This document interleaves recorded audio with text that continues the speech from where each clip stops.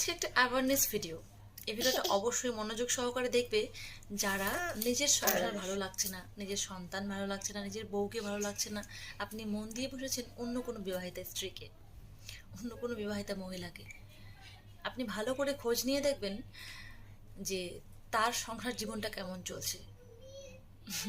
সে কিন্তু দিব্যি সংসার করছে, দিব্যি সুখে শান্তিতে তার বাচ্চা কাচ্চা নিয়ে স্বামী নিয়ে সংসার করছে, অথচ আপনি সেই তৃতীয় ব্যক্তিটার জন্য আপনার নিজের সংসারে কিন্তু অশান্তি বাঁধিয়ে রেখেছেন। আপনি আপনার মনে আপনার স্ত্রীকে ঢোকার জায়গায় দিচ্ছেন না, আপনি যেখানে অন্য একজনকে বসিয়ে রেখেছেন। এটা কি আপনি ঠিক করছেন? এটা আমি কত দূর আপনি ঠিক করছেন? আর যদি সেই সম্পর্কের এতটাই টান, তাহলে নিজের স্ত্রীকে ছেড়ে দিয়ে সেই তৃতীয় ব্যক্তিটাকে বলো তার স্বামীকে ছেড়ে দিয়ে তোমার কাছে পার্মানেন্টলি চলে আসতে।